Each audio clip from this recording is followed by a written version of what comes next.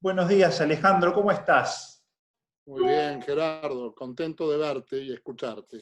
Gracias por aceptar la propuesta a dialogar en el marco también de una temática que venís ya desarrollando hace bastante tiempo, y que me comentabas que estás buscando plasmar en un libro, que estás escribiendo y que tiene que ver con el tema del Espíritu Santo, que es a lo que vos te dedicas, y los otros.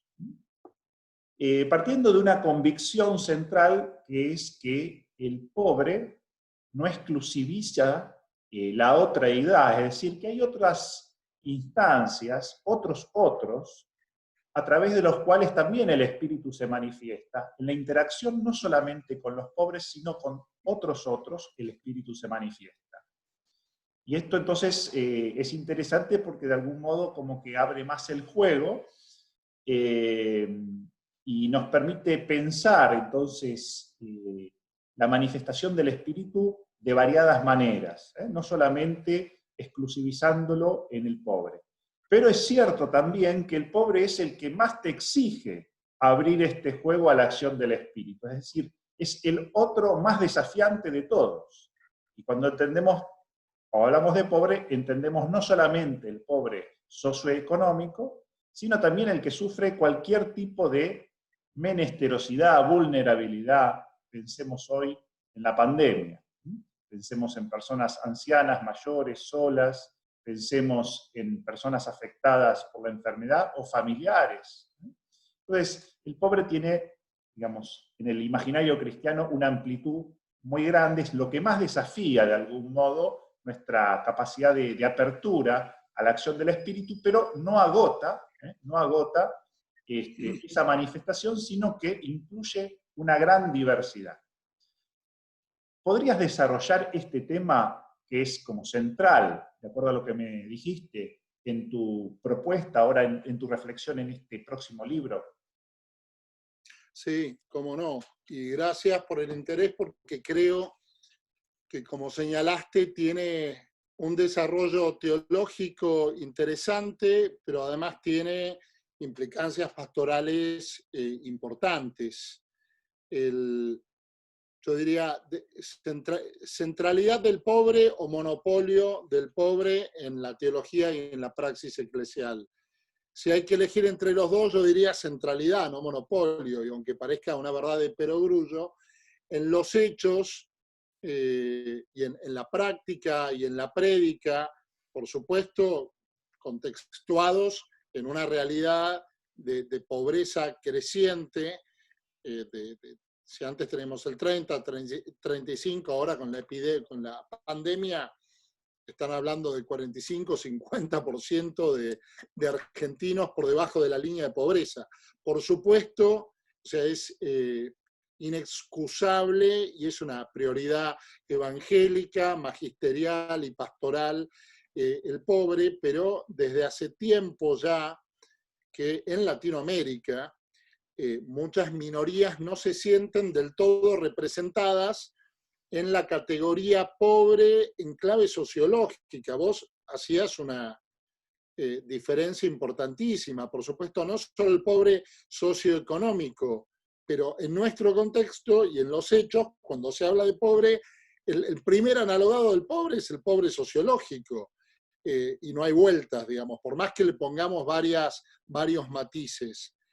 A ver, los pueblos originarios, los descendientes afroamericanos, las mujeres, los jóvenes en Latinoamérica empezaron a hacer sentir su voz diciendo, ojo, no metan todos en la misma, no nos metan a todos en la misma bolsa, son problemáticas distintas y ciertamente son distintas. Y esto sin contemplar la realidad extraeclesial. Esto es todo puertas adentro de la iglesia, ¿no? Imagínense puertas afuera, el otro, los distintos, digamos, que pueden no ser pobres, los que están por las teorías de género o los transgéneros, los ateos, los agnósticos, los judíos, tiene mucho de diálogo cívico, a ver, de realidad propia de la democracia en esta época de posmodernidad, de aprender a vivir con lo distinto. Bueno, dicho esto, lo que vos decís, la centralidad del pobre, hay que repensarla desde un contexto latinoamericano, por supuesto, pero también teológico, y es allí donde, después de tiempo de lecturas y de reflexión compartida con otros teólogos, apareció clara la vinculación del pobre con la cruz, que es parte de nuestro querigma, y por lo tanto de ahí le viene la carta de ciudadanía al pobre en la praxis eclesial. Si vos entendés que los pobres son el Cristo que sigue siendo crucificado hoy en día, entonces ahí hay un querigma viviente que atender. Pero después, por otro lado, si uno, hasta incluso litúrgicamente, mira cuándo empieza y cuándo termina la Pascua, que es el centro de nuestra fe, por supuesto que empieza con la pasión y muerte, o sea, la puerta de entrada para la Pascua vivida de la Iglesia es el pobre, pero nosotros terminamos el tiempo pascual con la fiesta de Pentecostés, que es diversidad reconciliada. Dice el texto de Hechos, filisteos, tirios y etíopes, del Ponto, de Asia, de un montón de... Todos escuchaban hablar las maravillas de Dios en su propia lengua. Había una diversidad, blanco sobre negro, que contrasta con Babel, que estaba reconciliada. De modo que,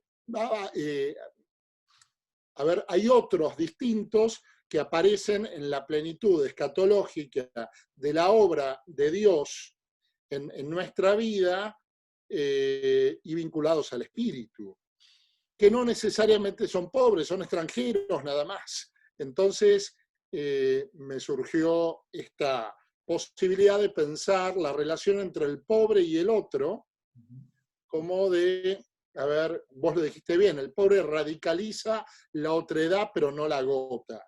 Totalmente de acuerdo. Yo, a ver, me venía la imagen del vaquiano, el pobre como el vaquiano de la otredad, o mejor dicho, un poco más litúrgicamente, el mistagogo de la alteridad que nos salva en el fondo, ¿no? Como aquel que se incrusta en tu vida, y acá de alguna manera remitiéndome a toda esta reflexión maravillosa que hizo Levinas, que con sus peros y desde su horizonte judío, pero enseñó a contemplar en el rostro del pobre la trascendencia del Dios que nos salva, y que nos constituye como personas. Alejandro, desde esta perspectiva, tal vez no sería más conveniente, en vez de hablar del otro o de los otros, hablar de diversos, porque cuando uno habla de diversos, está hablando como policéntricamente, mientras que habla de los otros, lo contrapone al nosotros. Y entonces ya de algún modo está canonizando una cierta hegemonía. Es decir, lo que vos estás proponiendo, mi forma de ver las cosas, no es como contradictorio en ese sentido. Por ejemplo, ¿por qué cuando vos vas enumerando categorías, de algún modo son categorías diferentes tácitamente de las nuestras, de nosotros? Estamos como en el centro y desde nosotros entonces a los otros los consideramos otros. Mientras que si uno habla de diversos, es decir, el espíritu actúa en todos. Y te pongo un ejemplo muy claro, que justamente se me ocurrió ahora, que había surgido en una situación un poco tensa que tuvimos en la Sociedad Argentina de Teología. Yo después lo pensaba y digo, claro, yo vengo de zona sur, yo tengo un imaginario de zona sur, mis categorías de reflexión son de zona sur, las enriquezco, las abro, las universalizo, pero evidentemente no es la misma forma de pensar teología que puede tener, por ejemplo, una persona que viene de zona norte. No que sea mejor ni peor, sino simplemente que es diversa, es diferente. Y entonces, si uno habla de los otros, en el fondo a los otros los está considerando desde un propio centro que se arroga de algún modo la hegemonía. Y entonces, eso me parece que no es tan del espíritu, no es tan pentecostés. A mí me parece que llegar a Pentecostés antes de todo el proceso pascual, que supone descubrir al otro como un diverso reconciliado, es saltearse las fases del misterio pascual, digamos. Entre la crucifixión y Pentecostés hay un proceso que implica muerte y resurrección, apertura al otro,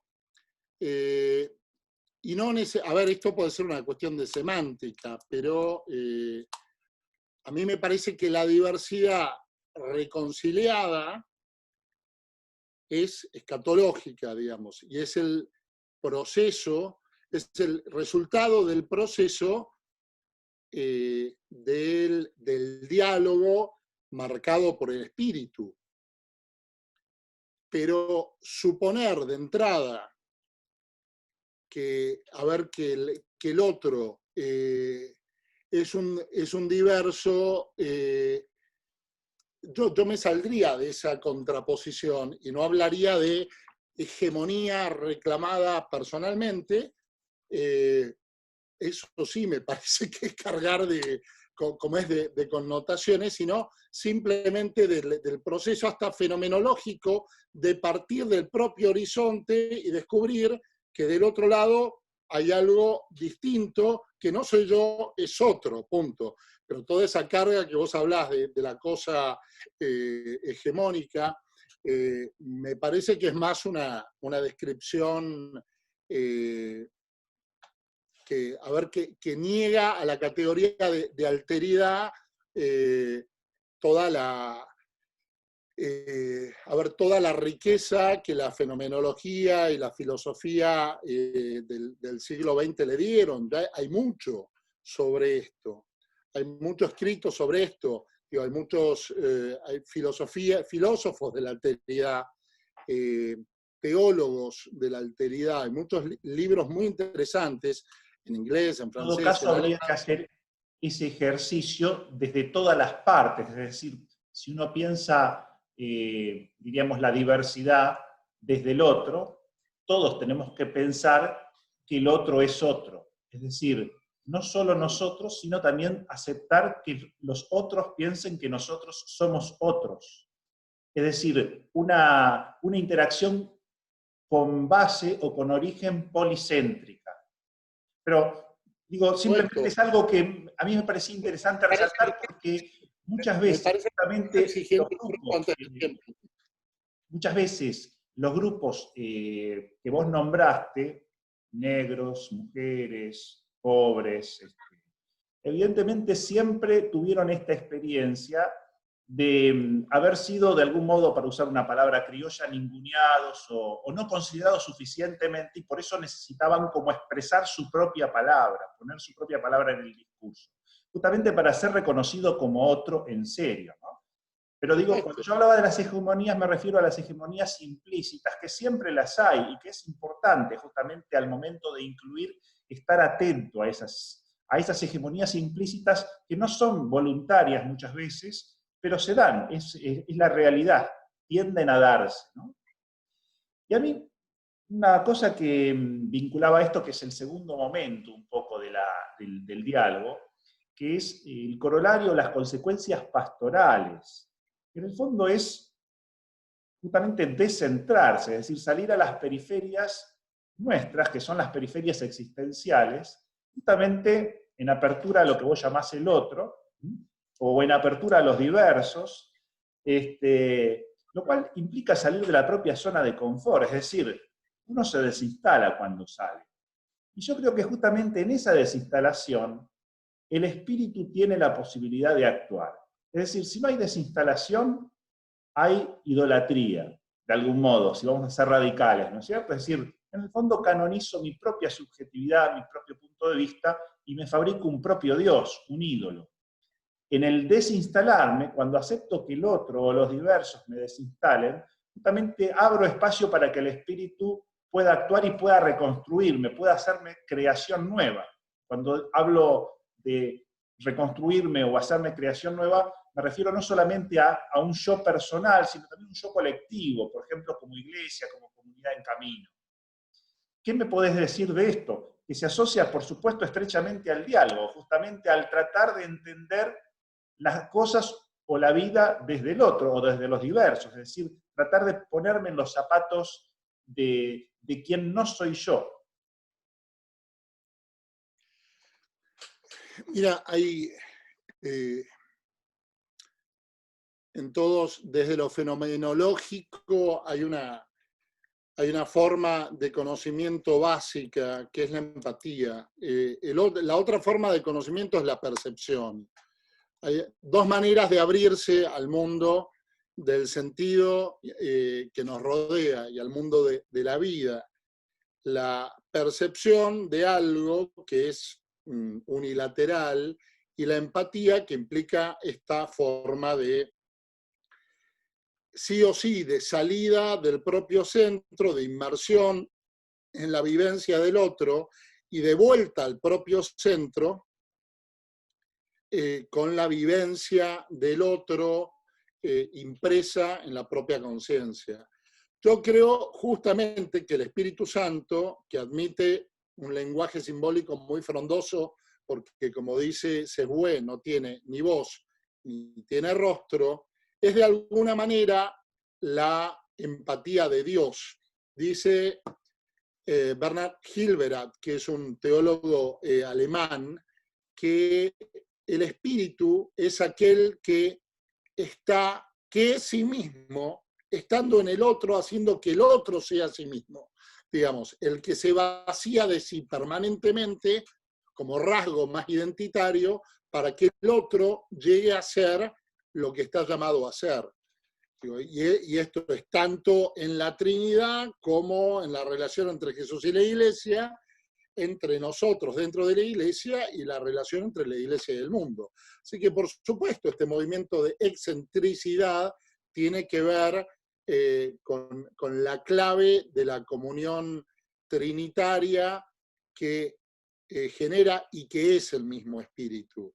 El espíritu es, yo diría, una combinación de dos movimientos, de diástole y sístole, de apertura al otro o de expansión y de retracción, digamos, para generar esta circulación propia del cuerpo vivo que es la Iglesia, digamos. Uno Por podría eso, entender esa retracción también en el diálogo como capacidad de escucha, es decir, cuando uno se pone a la escucha, en el fondo también se está como retrayéndose, le está dando como espacio al otro. Y me hacía acordar que en la mística judía, por ejemplo, se explica la creación justamente por una especie de retracción de Dios, ¿no? O sea que ahí habría un elemento teológico muy interesante, es decir, cuando uno busca acercarse empáticamente al otro, lo primero en el fondo es escucharlo no solamente el lenguaje verbal, sino escuchar su vida, es decir, tratar de conectarse con lo que la persona es y tiene para manifestar, ¿no? Esa es la escucha con mayúsculas.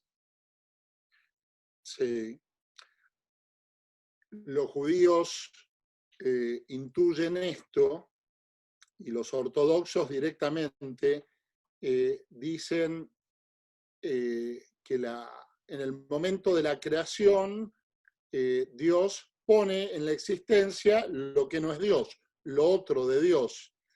Y esa otredad del mundo es para hacerla participar de su gozo y de su comunión.